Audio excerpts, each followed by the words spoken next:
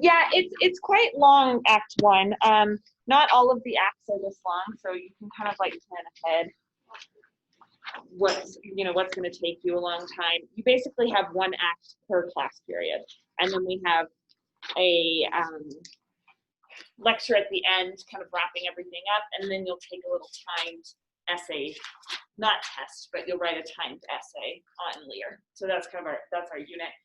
But it does take a while, and I will confess, I thought I had this morning, and then I had a meeting, so I kind of had to zoom through the last little bit of this. So let's, for everyone's benefit, go through what actually happens in the first act, because with Shakespeare, it's really important that we're all on the same page in terms of plot and character, before we dive into the deep stuff.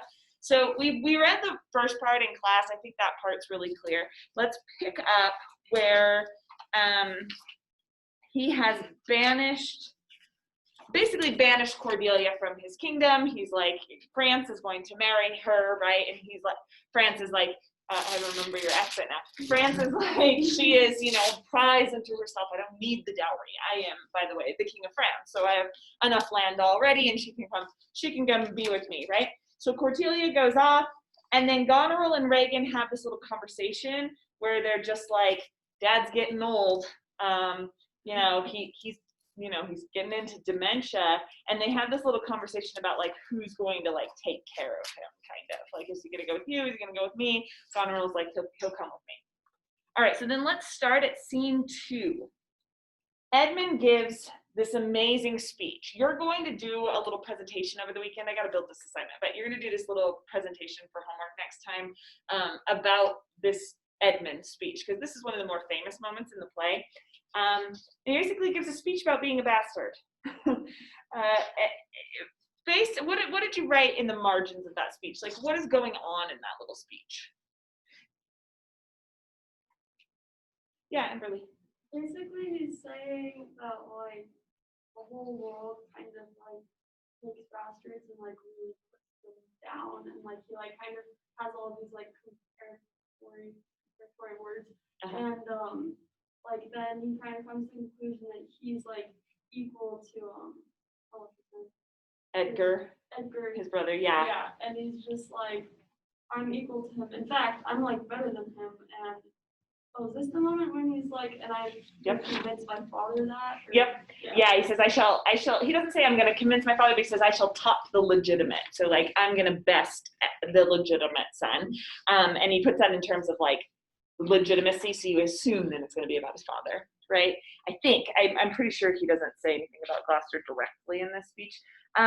He repeats this word base over and over again. It's like the country, basically, society believes that I am base. Why do they think I am base? What does the word base mean? Did you look that one up? Yeah, Sam. I didn't look it up in particular, but isn't it just more unrefined, like just, I guess I would go back to like animalistic kind of, the result of lust or whatever else, just worldly, mundane things, not any higher order, civilized human being. Absolutely. Yeah, that's a really good definition of it. There's another definition of base that would not be the one that Edmund is directly referring here, but might be useful to us, which is like the base of something, right? So it's also the base of a structure. So this is the most important definition, the one that Sam gave us, the way that he's seeing himself as being judged by society. But he repeats it so often that we start to think about other definitions of the term too. A lot of times that's what repetition is for, is to show that there's some variance in meaning in language. And when you say that there's a base to something, it kind of sounds like he's the thing that everything else is built on. Right? Take away that base and things kind of crumble. So there seems to be a way that he's saying that I'm at the bottom of a social hierarchy, but that the social hierarchy depends on something being at the bottom. And if you didn't have the thing at the bottom, then you're going to go to the bottom. And that's kind of his plan, is to then top Edgar. And so he's like, I'm going to take the base out from under them and challenge their sense of hierarchy. Hi, Ellie Rose. So that's kind of what's going on in that speech. We're going to, again, look at that speech a lot more carefully over the weekend. But then Gloucester comes in and he's like, oh my gosh, the kingdom's falling apart, like France took France to Cordelia. He doesn't have any ties to here anymore. Kent's gone. Like, what is going on? And this is where he meets Edmund, and Edmund really quickly like hides a letter. And what does Edmund say is in that letter? I mean, he actually reads it. Gloucester reads the letter. What is in the letter? It's the stuff that's in italics on line 50.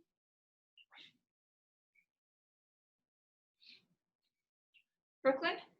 It's basically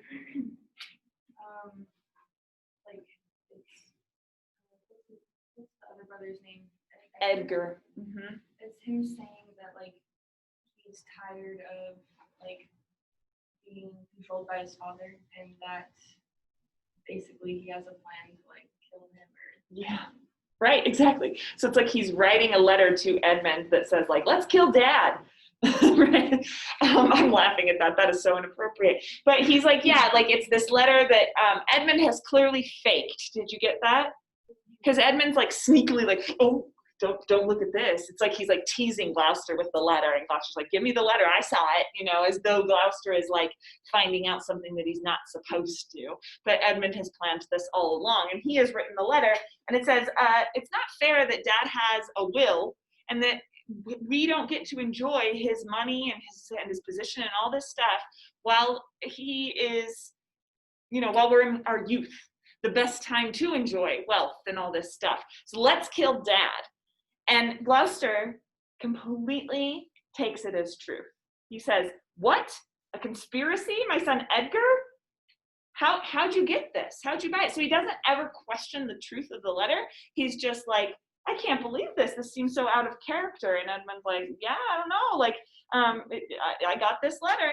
And Gloucester asks, has he ever talked to you about anything like this? Look on line 75. It says, never, my lord.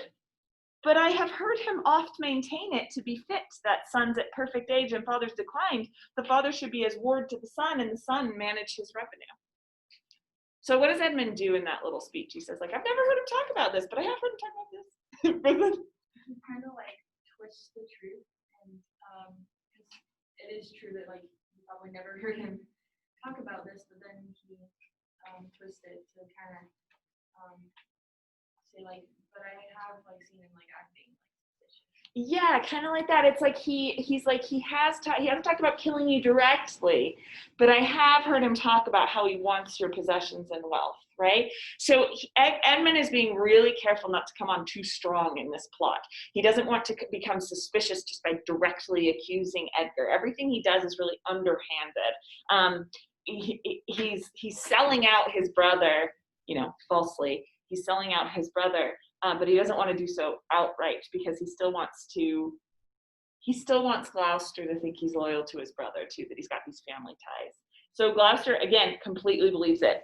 Villain, his opinion in the letter, abhorred villain, like he just starts calling him names. So quick to turn on Edgar. Why do you think that is the case? I mean, Shakespeare always asks us to suspend our disbelief a little bit. There are always weird coincidences in Shakespeare. There are always disguises, kind of like Superman's disguise, where you're like, oh, he put on glasses and now he's unrecognizable to his brother, But this is one of those instances, maybe. But how do we justify that Gloucester is so quick to turn on Edgar and so quick to believe Edmund? Why do you think that happens? Coronavirus. Okay. Yeah, Sam. Maybe it's because he does look up to, or I guess, still looking down, but does see Edgar as more of his equal.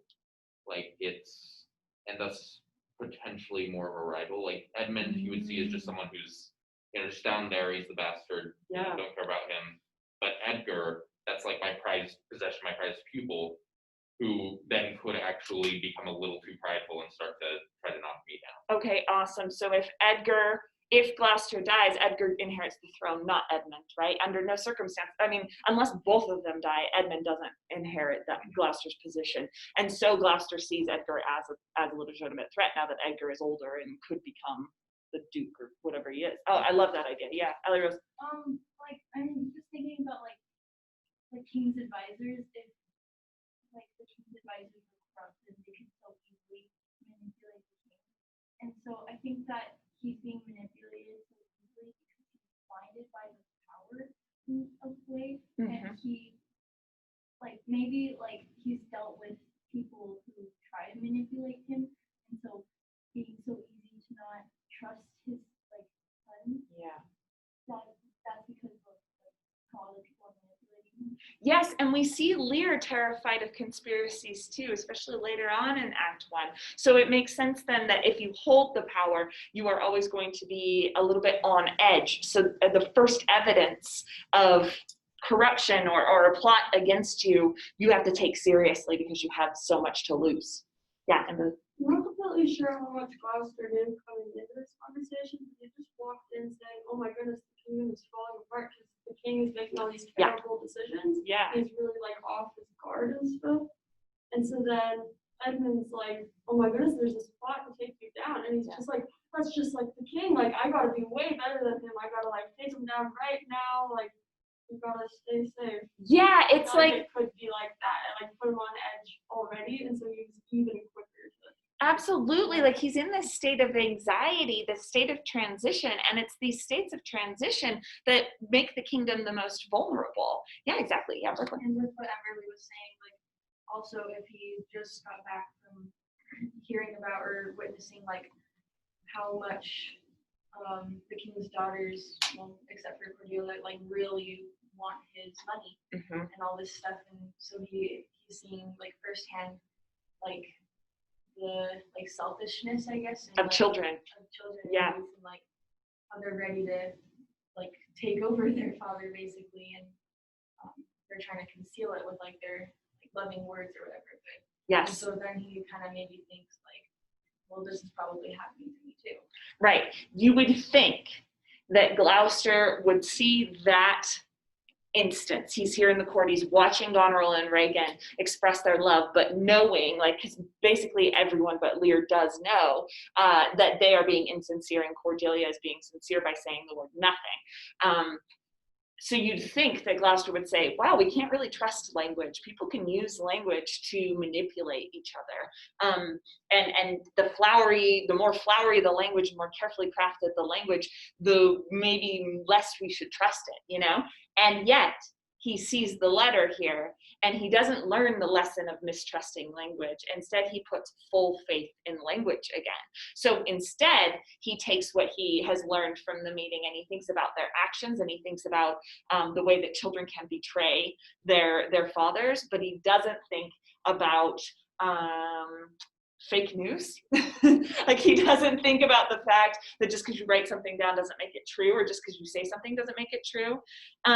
So I think that there's something to be said here about Gloucester not learning the lessons that he was supposed to learn, or not being able to read the situation fully correctly and seeing the nuances of the situation, and instead just going with his fear and anxiety and being just so worried about betrayal now. So then Edmund's like, please don't, please don't judge my brother until you have heard him.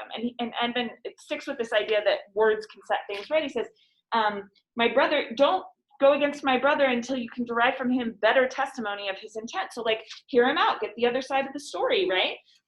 He's trying to, like, he gives Gloucester a whole lot of outs. Like he gives Gloucester a lot of opportunities for believing Edgar. And yet he's puppeteering the whole thing. So he's doing it really carefully. He says, mistaking his purpose, it would make a great gap in your own honor and shake in pieces the heart of his obedience. I dare pawn down my life for him, that he hath writ this to feel my affection to your honor and to no other pretense of danger. So this is at the top of 35, like around line 90. Why do you think Edmund is going to these lengths? Because Edmund could have said, yeah, he gave me this letter. He says, let's kill Dad. I think we should banish him or like execute him or something, Dad. Like, this is serious business. Instead, he's like, no, let's wait and let's hear out Edgar. Why do you think he does that? Like, what does that tell us about him as a character? Mm-hmm. He has enough self-control to draw suspicion away from himself because he, is able to know just from his acquaintance with his father that he's probably not going to listen and is just going to get mad at Edgar anyway, so might as well keep that suspicion at bay. Right. He is a social genius. If we're going to talk book smart, street smart, I don't know if Edmund is book smart or not, but he is definitely street smart. He really recognizes how the pieces fit together. Did you guys read Othello in 10th grade? He's a lot like Iago in Othello, right?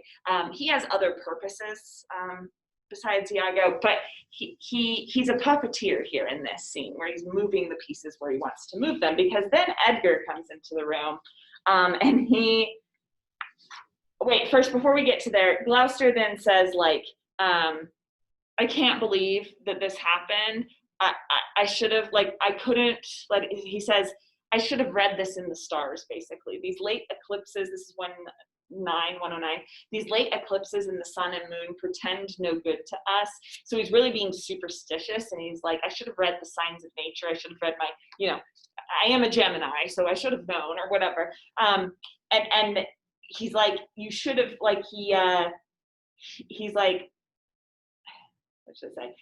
Find out this villain, Edmund, this is at the end of that speech, it shall lose thee nothing, do it carefully, and the noble and true-hearted Kent banished his offense honesty, 'tis strange. So Gloucester, I think you guys are right to read that he's in this really anxious state, but he is going to hear out Edgar. He's like, okay, I'll listen to him, find him, bring him to me, I'm going to listen to him. Oh, I can't believe, and then he kind of goes off, like, I can't believe this is happening to these events right now. Yeah. This like superstitious kind of speech that he gives, would it be like an allusion to King James first? Yeah. Like good social issues. Yes, absolutely. Because look at how Edmund responds in the next little bit on 125. This is the excellent foppery of the world. Foppery is like idiocy. This is the excellent foppery of the world, that we are sick in fortune, that when we are sick in fortune, often the surfeits of our own behavior. So when fortune gives us bad luck, but it's usually because we made it happen, we make guilty of our disasters, the sun, the moon, the stars, as if we were villains on necessity. So he's like, this is just the greatest foolishness in the world, that when we do the wrong things and we're punished for those mistakes, like when, you know, bad things happen because we did bad things, we're like, oh, it's because of the stars, it's because Mercury's in retrograde, or, you know, it's all of these like superstitious reasons. And he says, as if we were villains on necessity, like as though we were determined to be villains. Fools by heavenly compulsion, like God, like not his version of God is more pagan, but like that God made us fools. Knaves, thieves, and treacherers by spherical predominance, that's again like astrology. Drunkards, liars, and adulterers by an enforced obedience to planetary influence. You're a Libra, you couldn't help it. And all that we are evil in by a divine thrusting on, like fate. An admirable evasion of whoremaster sun to lay his goatish disposition on the charge of a star. My father compounded with my mother under the dragon's tail, like, you know, like another astrological sign. And my nativity was under Ursa Major, so that it follows I am rough and lecherous, fat, like, ugh. I should have been that I am. I had the medianless star in the firmament twinkled on my bastardizing. So what is Edmund saying there about superstitions? Where does he conclude? Like, what does he say about like who he is? I should have been that I am, had the medianless, I can't say that word, star in the firmament twinkled on my bastardizing. Yeah. It would have been the exact same without star having. Yeah, exactly. He's like, I am not subject to astrological signs. And because he knows that, he feels like he has a one-up on people like his dad who do believe in superstitions. So he thinks that it's his dad's superstitions that allow him to manipulate his father. He's like, this is the idiocy of the world. And he also says it's excellent idiocy of the world because it gives him the advantage by somebody who is like totally rational. Do you think, no, this is your Nearpod or your presentation thing over the weekend. I am going to ask you just as a heads up. Do you think Edmund then believes that he has the free choice to act in the way that he does? Or do you think he is determined by his being a bastard in society? Has society made him what he is, or has he chosen to be what he is? So that's what you're going to kind of examine. Okay, so Edgar comes in, and Edmund says to Edgar, you should not talk to dad. Dad is super mad at you. He thinks you're like plotting against him. I would take off for a while, give him some space, let him cool down a bit. And Edgar believes Edmund too. Like he's just like, oh, okay, brother, I love you. I'll take off. I want to play it safe. Shall I hear from you again? And Edmund's like, oh yeah, totally. You are, my best brother. I will let you know what's going on. And then Edgar runs away. It's really interesting to me here that Edmund makes it so that Edgar cannot speak to express himself. I see echoes of that in the Cordelia plotline too. Cordelia chooses not to speak to express her love because she says, no, it's more honest not to speak or to say the word nothing. And Edgar then sees Edmund sees the power of language and says, Edgar, you're not allowed to speak. So one thing, we're going to put up some dichotomies here as we're talking. One thing I see here then is a dichotomy between speech and silence that come up over and over again. Are you seeing any other similarities? And we've talked about a couple of these. What are some other similarities that you are seeing between the subplot, the Gloucester Edmund Edgar subplot, and our main plot, the Lear, Cordelia, and her sister's plot? What are some similarities you see there? Yeah. I think like the manipulation definitely, and the trust gap, and like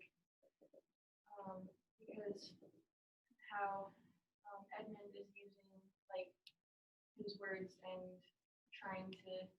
He's thinking like Edgar and his father both rely on him, even though like he's pitted them against each other.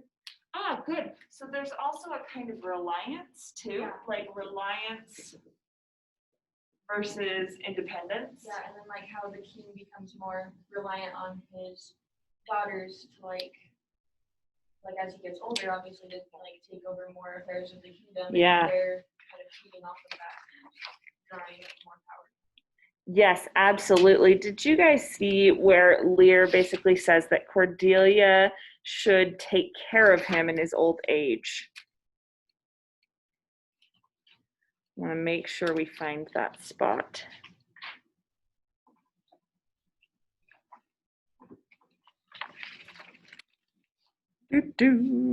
Yes. No, different spot. Sometimes I do too many annotations. And then I have to get a new version and start all over again. We're getting to that point with this play.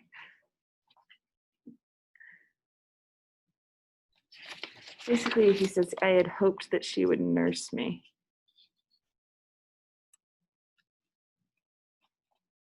Oh, it's right after line 135. Thank you. Yes, thank you. Okay, so right after line 135, it's when Kent interrupts him and is like, good, my liege, like, stop, what are you doing? And Lear says, peace, Kent, come not between the dragon and his wrath. I loved her most and thought to set my rest on her kind nursery. All right, so Lear knows that he is in decline. He knows that he is going to need to rely on somebody. And he hopes that Cordelia will be that person. It's interesting, though, that he says nursery. We associate nursery with little babies, right? So what does that make Cordelia? His mother, right? So it's this huge reversal of roles where the parent is supposed to become the child and the child is supposed to become the parent. That would take an extraordinary amount of trust on the part of the parent, right? When the parent especially is in a state where they can feel themselves declining, but know soon that they will decline. What a terrifying moment for Lear. I don't want to I want to pity Lear. Remember, tragedy is supposed to inspire fear and pity, right? I don't want to necessarily see him as this bad guy just because he's being a jerk to, obviously the best kid. Here he is in this moment where he has to place all his trust in that kid. And she's not giving him that opportunity the way that he sees fit, right? And so he's in this terrifying moment and he's like, I had hoped to place my nursery on you. I had hoped that you would be my mommy. right? I had hoped that I could like completely rely on you. Yeah, Emberly. So later on in the play, when Cole is talking, like, Charlie kind of like fiddles and he's talking, Yep. and he's like, basically by giving away your estates, you made the other two girls like your mothers. Yes. And now you're the child, so it's like kind of like an illusion of that, because he was like, Yep. this is my most loving daughter, so I wanted her to feel like my caretaker, but instead he made the other two people his caretaker, and now he's like the helpless baby. Absolutely.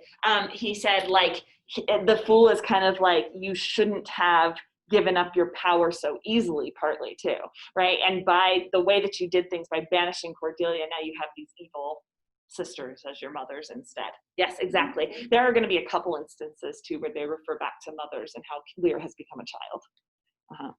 Okay, good. So then we've got a parent-child dynamic too. What are some other dichotomies that you're seeing between the like what are some other themes that you see repeated between the subplot and our main plot? Emberly? The children, well, not the children, but like they like to like speak in ways that they know that are like really flattering to their parents. So like with Cordelia, not Cordelia, but Gloucester, not Gloucester. Okay, yeah, the two girls, they're like speaking flattery and stuff. And Yeah. then with Edmund, he's like, I don't know, he kind of twists his thoughts. Like they were just talking about like astrology. Yeah, astrology, and then he's like, oh my goodness, that's so idiotic. And then as soon as Edgar comes in, he's like, oh, I was just thinking on stars and stuff. And it's like things that he knows that his father would like to hear and like make him seem like he's on his father's. Good. So we've also got these like disguises versus the true selves, or masks versus reality, masks that the characters wear in order to like manipulate rather than their true selves. But we understand even at this point in the play that there is a true self. We get that a lot through soliloquies or monologues because they actually are speaking to us to reveal their true selves. But when they speak to each other, they don't reveal that a lot of the times. It's interesting that the one person who seems to be revealing themselves so clearly is Cordelia, and all she says is the word nothing. Okay, anything else that is repeated between the subplot and the main plot that you're seeing? Okay. Oh, yeah, Brooklyn. I think partially like it's kind of along with the manipulation, but like the theme of like the truth and like ignorance, because like ignorance and trust, and those kind of get confused between like with Lear and his daughters, because he like obviously is like so touched about like how much they love him and are going to take care of him, and then the fool says like may not and ask know when the cart draws the horse, and like that kind of shows like he doesn't know that he's being like controlled. That you're being controlled. controlled. Goes with Gloucester, how he doesn't really know that Edmund is playing him because he's like just telling what he wants to hear. Yes, good. So I put that down here as a knowledge is associated with skepticism of language of other people, and an ignorance then is associated with trust. Okay, why do you think then that Shakespeare includes the subplot at all at this point? Because it would be much more straightforward. He could go into more depth if he just focused on the Lear story. Why do you think it's important then that he creates these echoes? This is just speculating right at this point. Yeah, Ellie Rose. I think it's because like if you see like Lear and his family, and you're like, what is this family drama? This is so weird. And then you see it happening in another family. You're like, oh, well, this is kind of realistic. This is something that makes sense because of since it's echoing, it's like it's pushing the idea and like doubling on it. Yes. Good. So it creates this universality to the themes then, where you're like, this wouldn't just occur in a royal family that are like so far above us, they don't have anything to do with us. Gloucester, Edgar, Edmund, they are still royalty, but because they're further down in that hierarchy, they also become like more relatable. Like you can see that the themes would be then common across different situations. Any other reason, Emberly? I feel like Shakespeare kind of writes like the salesman, like not exactly, but like it's not really like he's expressing completely like his like views of the world, just like to be artistic. Like he's like trying to sell his product to the audience, and by like creating this parallelism, making it universal, they tie it into their own lives, and they tell it like tie it into the social climate, and then it becomes a lot more meaningful. I like that he's selling a product by espousing a theme. Yeah, I like that a lot. As a popular playwright too, that's going to be important. It's not like he's a philosopher that just needs to write his tome and get it out there and that's it. You know, he wants to like continue to keep popular influence throughout his career too. Any other reasons that you can see so far? One reason I want to throw out there is that it's universal themes, but it also complicates the themes. Because anytime you want to say, oh, this is the truth about fathers and their children, the subplot might undercut that a little bit. So you're like, ooh, but that wasn't the truth with Gloucester and Edgar. Right? So we're seeing parallels now, but there's already going to be some differences where if Edgar were allowed to speak, Gloucester might have been able to reconcile with Edgar. But because Edgar Edgar's the good son, the good boy, because he was prevented from speaking, he has to exile himself. Whereas Cordelia refuses to speak, and that's why she's exiled. So there's still the parallels, but it starts to complicate the themes a little bit so that you can't just say something definitively, like a really clear, true statement about the play, which feels more realistic to life too. Okay, so let's keep going. We are now at Goneril's house, the beautiful Goneril. It's just such a horrible name. And what is the problem that Goneril has with Lear being at her house? What is her main complaint? He's rude to the servant. Yeah, he's rude. He's crude. He has brought also tons of people into the house. He sees himself still as a king, right? So he's brought like all these attendants and servants and knights and all of these men into her house, and they are causing a ruckus and they're eating her out of house and home, and it's just kind of general chaos. Like you have one house guest, that's fine. Like, you know, you have decided, okay, I'm going to be the one to take in the parent. I'm the oldest. It's my duty. But then imagine that your parent also brings their, 12 rambunctious dogs with them. And suddenly you're like, okay, now I am like running a dog kennel and I have to take care of an aging parent, right? So that's kind of the situation going on here. And she's just like, you can't do this. Let's see. He says,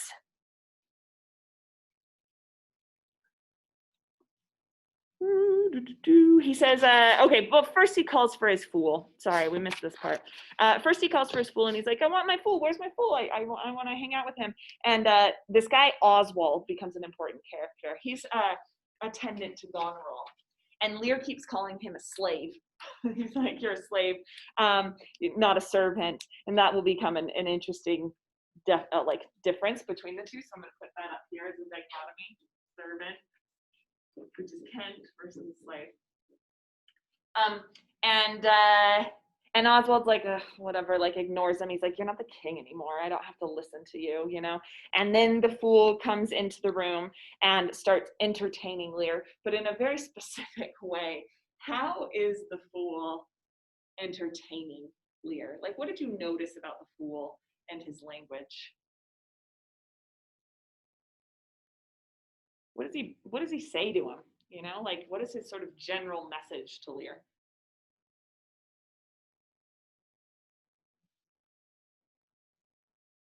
Angelina?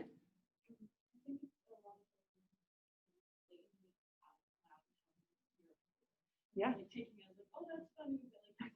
Basically, that's straight up. Yeah. I'm thinking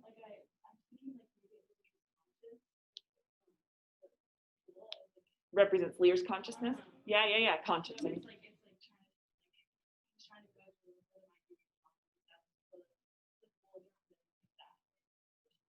Interesting. So the fool then, when no one else seems to be able to tell the truth, even Cordelia just says nothing rather than the truth often. The fool is the one who is willing to speak the truth to Lear. And because of that, it could be this kind of like side to Lear, you know? That's a really interesting to think about when you're thinking of Lear entering the first stages of dementia too. I have not seen a production where the fool is imaginary, like an imaginary friend type character. But I do not, knowing what I know about the end, I don't think that would be inappropriate. I think that's a really great idea. You should put on a production of Lear. Okay. But yeah, he can speak truth to power when nobody else can, including Kent. You know, Kent can say it in a insulting but straightforward way. The fool can mock Lear in a way that Kent would not even get away with. Yeah, Brooklyn. And kind of like along with that, how he puts like he's able to say these things because like whereas he's basically saying the same thing that Kent said, but he's able to put like a mask over it of like comedy and like with all the rhymes and stuff and the songs, and so it's Lear just kind of sees it as like entertainment. Yeah, good. So it's like, it's somehow like he gets away with it. And we're going to talk about this in a second, but comedians do that, don't they? Like they can say things that are insulting all the time that I would never let anyone else get away with. If I were in a room and someone was giving a political speech about like what women are like, what women be like, you've seen these, right? Okay, stand-up comedians are often talking about gender stereotypes, and it makes me mad, but if I'm laughing at it, then I'm totally okay with it. And if I see certain nuggets of truth in it, then I'm okay with it. But if they were giving a speech, like a political speech on that, and they were saying the same arguments, I would shut them down. I'd be the first one trying to get that person canceled, right? But the comedian gets to say those things. So we're going to come back to the comedy here in a second. Let's just make sure we get the plot down.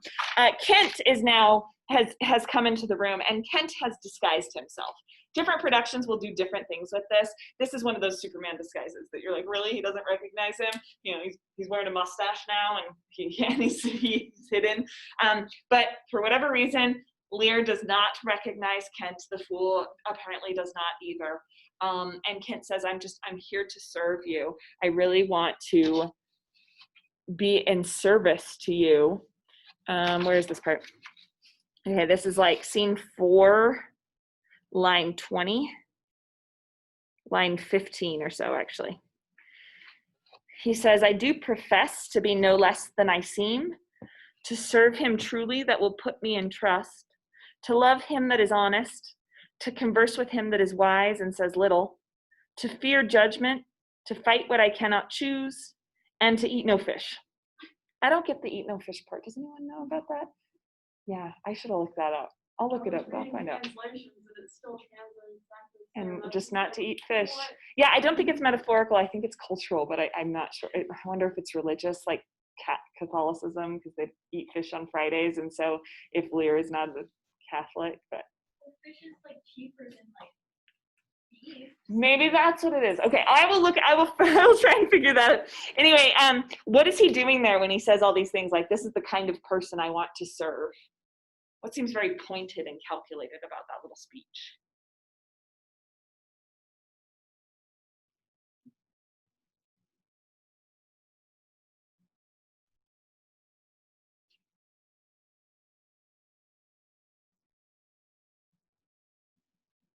What has Lear done so far? He has not trusted the people who he should trust.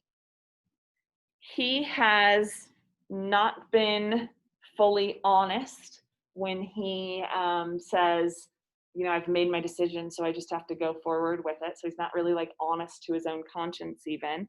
He has definitely not been wise. He has given lots of speeches, so he has said quite a lot. And he definitely fears the judgment of people because he's terrified that people aren't going to see his power.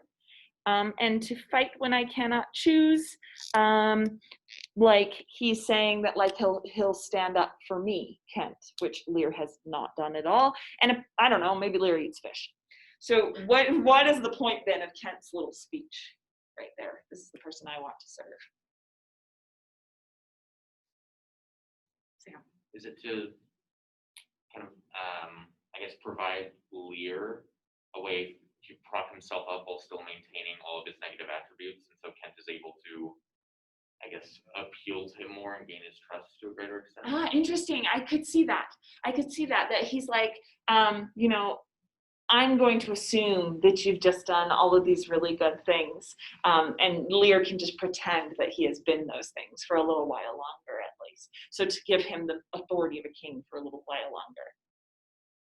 I kind of think it's a little bit of a backhanded like criticism, like it's like a underhanded criticism where he's like, let me just point out all the things that you do wrong, so that when you're listening to my little speech about why I should serve you, you might recognize that that's not you, but that you'll want to let me serve you because you want to put on that performance of a good king. So then he's like, yeah, okay, I'll let you serve me. That's awesome. Then he talks to the fool, and then he has this conversation between Goneril, Albany, and Oswald. And this is the part I couldn't read yet, so let me see. Okay, what happens in this little scene? What does Goneril accuse Lear of, basically?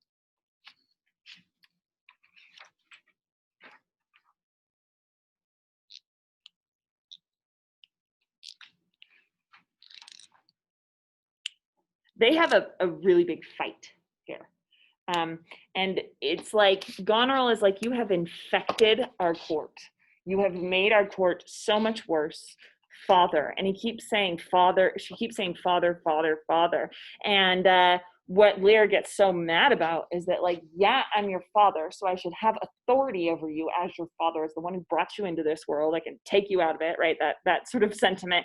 But then he's also like, I have authority as king still. Why do you keep calling me father when I am the king? And Goneril does not see it that way. Goneril's like, you did the will, dude. Like, I and my husband are now in charge here, not you. You're king in name only, but not in authority anymore. And he's so upset about this. It's like, you have no love for me, that he starts like throwing out insults. He says, ingratitude, thou marble-hearted fiend, more hideous when thou showest thee in a child than the sea monster. So it's like, ungrateful children are monstrous. They are ugly. And Albany's trying to calm things down, and he's just like, no, you know, it's okay. We can work this out. And here is the curse that Lear spouts at her, which I just find so good. It's 290. He says, "Hear, nature, hear, dear goddess, hear." So again, he's calling on like a pagan kind of goddess. "Suspend thy purpose if thou didst intend to make this creature fruitful, and to her womb convey sterility." Hey, this is her dad. And he's like, may you be sterile. Like, you can never have kids. That would mean like not fulfilling her purpose as a woman and mother, you know, olden time thinking. But it's also about like carrying on a family line and carrying on a royal line. So it's like, I hope your royalty like ends here. Dry up in the organs of increase, like her womb. And from her derogate body never spring a babe to honor her. I have heard parents say, I can't wait till you have kids so that I can watch you like suffer. It's like, so I can watch your kids be like the brat that you're being right now. Have your parents ever said that to you? Some version of that? Yeah, for sure. I have not heard, my parent never said, I hope you never have kids. Like, I hope that your womb shrivels up and dies so that like you are never have a child in your life, the happiness of a child in your life. Maybe though he's saying it's been so horrible to have you as a kid that I hope you don't have to go through that, but I think it's meaner spirited than that. He says, if she must teem, create her child of spleen, like bad seed. It may live and be a thwart, disnatured torment to her. Let it stamp wrinkles in her brow of youth, with cadent tears fret channels in her cheeks. They make her cry and feel old before her time. Turn all her mother's pains and benefits to laughter and contempt, that she may feel how sharper than a serpent's tooth it is to have a thankless child. Away, away. So he wants her to feel the pain of not having her own child. And yet he's like, and yet I also want you to feel the pain of having a thankless child. He's just wishing like every pain a mother could feel on him. So if part of his project was to find a woman, one of his daughters, to be his mommy, to take care of him in his old age, he seems particularly hurt and almost like betrayed by the fact that his daughter is not being a mother. And so he wants to take that away from her. If you can't be a good mother to me, then I don't want you to be a mother at all. And Goneril keeps saying, you're old, you're senile, you have dotage, meaning like senility, like get out of here, old man. And they banish him from the kingdom, and he's like, fine. They don't quite banish him, but he's like, fine, I'm gonna go hang out with Reagan. Like that, Reagan will be nice to me. She'll be the one that I can trust. She can be my mom for a while. I think that basically covers it. Did I get that? Did I cover the stuff that's important at the end there? Okay, then do we want to add any other